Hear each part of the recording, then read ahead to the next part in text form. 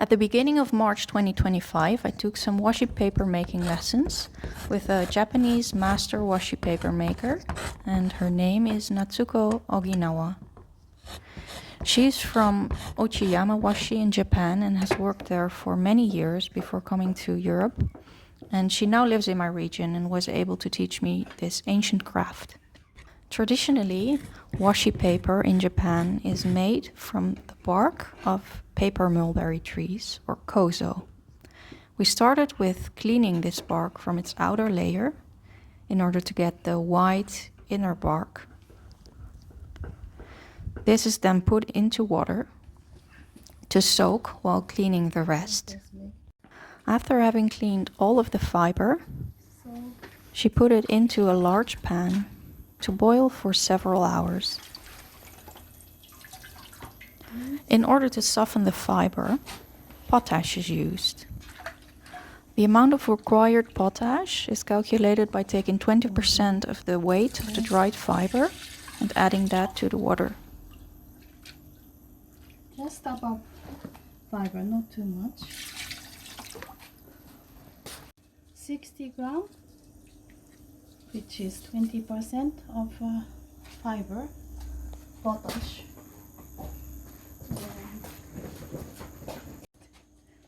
My daughter's stick. Just potash mix. After she stirred in the potash, she lets the potash solution with the fiber cook for about 1 to 2 hours until this fiber softens. Boiling for 1 hour.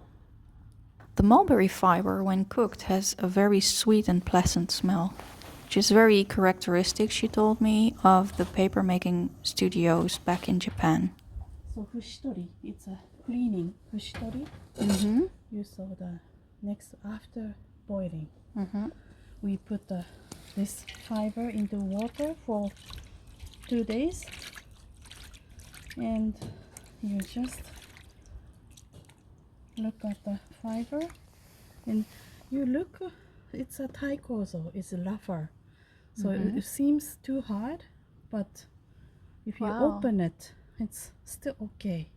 Yeah. So you can just check if there's no dirtiness. You can put it away. You just take away these dirty spots.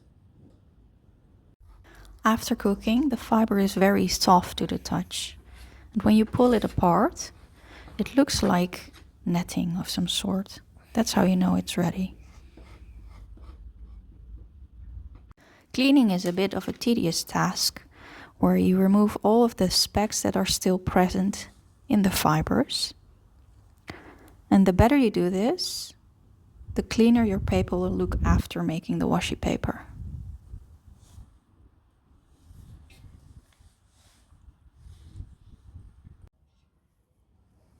So you need to grow until this thickness. These are some paper mulberry branches and unprocessed fiber.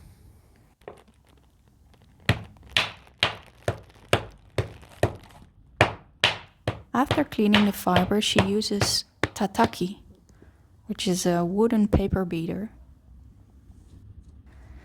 It softens the fiber even more and breaks it up into these little pieces, long strands of paper mulberry fiber.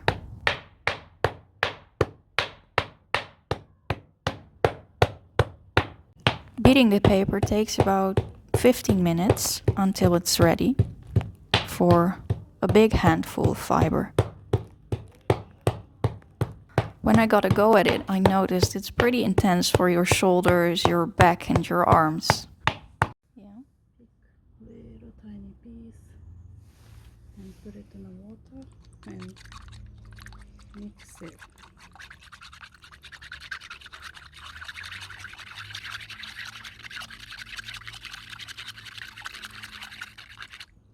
Really good, and Wow. you can see the fiber if it's still long fiber remain, or because you want the equal fiber length.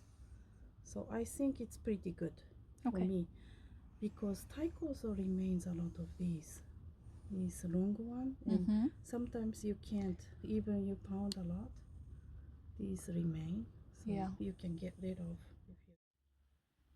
The end of day 1 ended with a beautiful treat. Natsuko did a tea ceremony where she made matcha tea for me.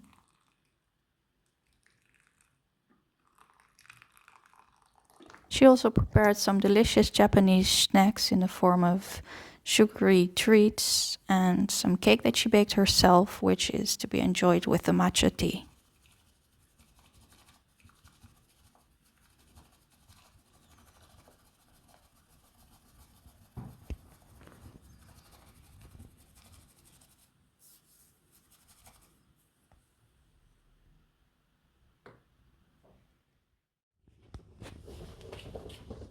After the first day of preparing the paper fiber, day 2 of the papermaking lessons started with the actual fiber bath and beating the fibers until we could process them into washi paper sheets.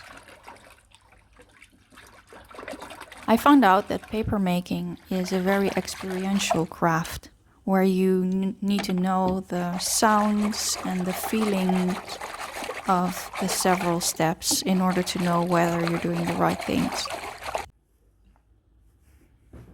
This is neri, and you see the gelatinous neri in, and that's what you don't want, so then it needs to stay a little bit longer. This has been dissolving for 3 hours, and this is the way you want it. So No chunks. So you don't want the chunks, and you just let it dissolve for longer? Yeah, or mix it. Or you mix I it. think if you, about an hour, it's gonna go An on. hour. But So if even 1 or 2 of those chunks remain, we don't then like you it. get It's marks on your paper. So you really need the clean neri. Yeah. Mix it. Okay. Very good. Neri can be translated with stickiness in Japanese, and it comes from yellow hibiscus plant roots. Neri is used for Nagashizuki papermaking. And you mix it, it's gonna change the texture. Now it's much heavier. It allows for a homogeneous dispersion of plant fiber in the water. Beating the fiber in the water, or cutting it, as Natsuko explained it, is very intense labor. I love all these sounds of the water, and it really reminded me of a little mountain stream. Cut the water. Where traditionally washi paper is made in Japan. Because traditionally Nagashizuki paper, as it is called, is made by farmers in the winter months. Because the best paper is made in cold water. Here Natsuko is preparing a little bed for the washi paper sheets after we have made them. Here, exactly. Yes. And place it. But in the same time we need a sign, so I will make some sign here. The paper making mold is called a suketa in Japanese. Push the soup at the end of the frame and close it, and you pull a little bit to over here, and in the same time you close. Okay. Yeah. One quick thing. 2 times quick. Oh. So this thing happened, it means you need more netting. Here she is referring to the little mountains of plant fiber that you see at the edge of the mold. After adding more neri to the water, these mountains are gone and you have a very clean sheet of paper. Start forming. Yes. Weaving fiber.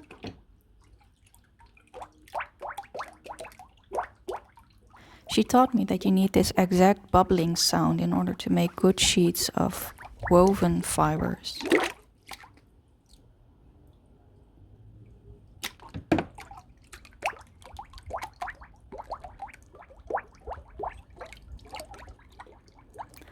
Every sheet of washi paper is made in this way, and it starts with one very quick scoop that is woven into one layer, and then several more that are allowed a little bit more time to settle for the fibers so that you get a thicker layer on top.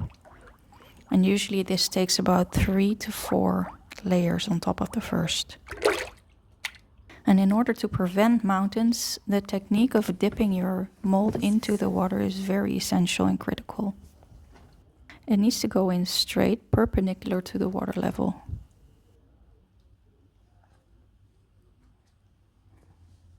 The first sheet is now ready and can be placed onto the bed.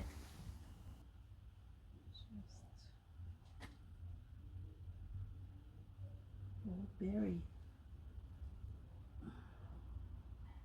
She applies gentle pressure in order to let it stick to the felt before taking the sew off.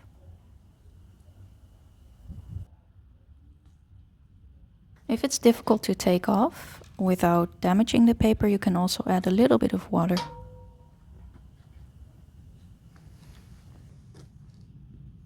Bubbles are not a big problem, although you can squeeze them away a little bit like you see here. But generally with pressure and drying, these bubbles will all go away.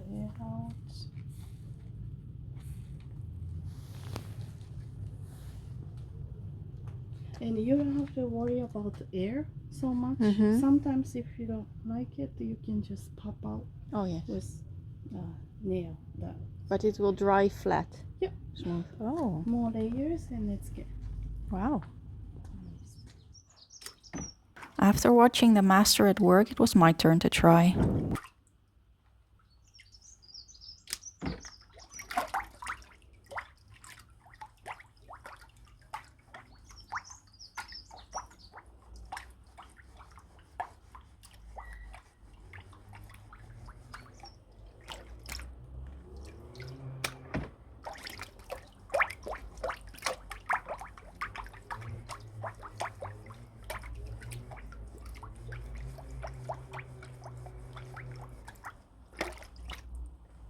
I think washi paper making is actually a pretty difficult craft to learn well, but it's very rewarding seeing the final sheets of paper that you've made yourself.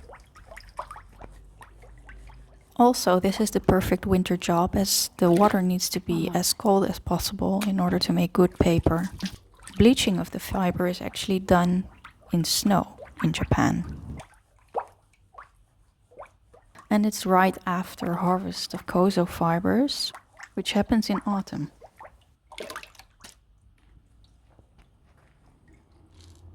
Perfect.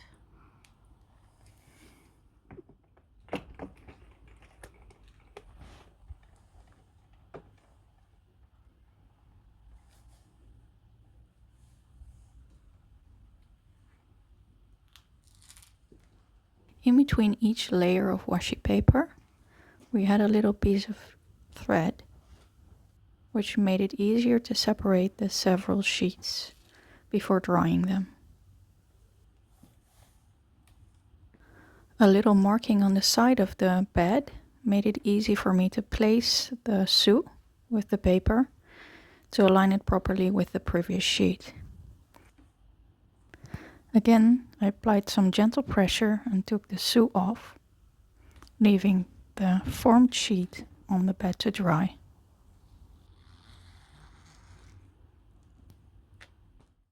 Sandwich. After we made about 20 sheets, we then sandwiched them in order to squeeze the water out. This out and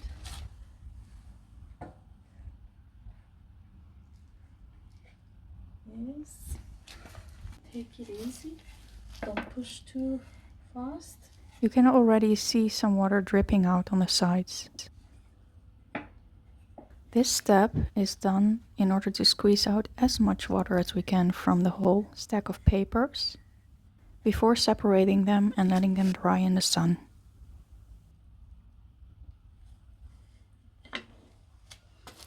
I think it's already.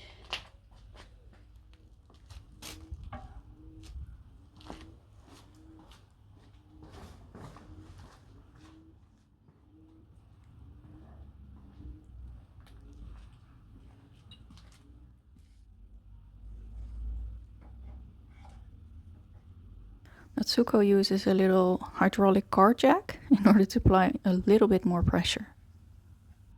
The rest of the frame she made from scratch by using old furniture.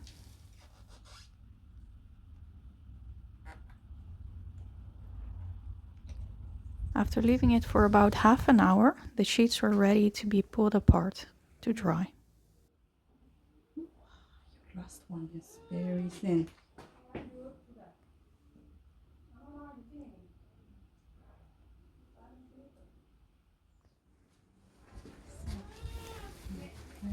All the sheets were put on their own board and wiped down in order to let them stick well.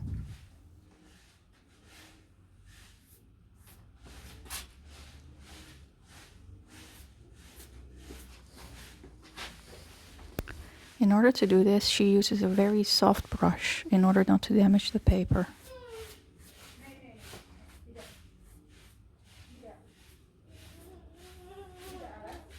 So it's important to place at the edge so it stays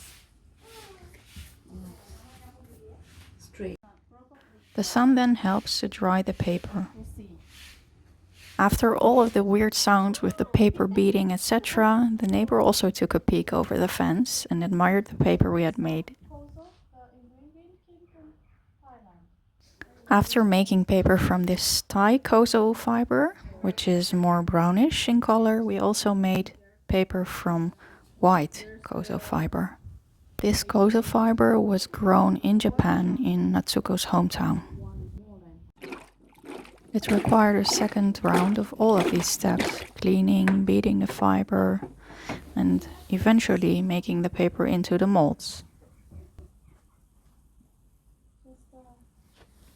This white fiber had a really different appearance in the water.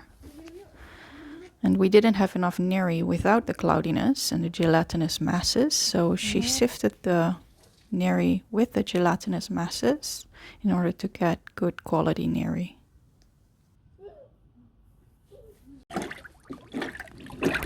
I found out that even though it's both Kozo fiber, it really depends on where it was grown to see how it will behave in the water and in paper making. The Japanese white fiber was much more delicate to work with and very difficult to scoop out, but it made for some beautiful thin washi sheets. Was there wrinkle? Another wrinkle? No. Yeah, I think it was a good. It was actually better now. And one more time.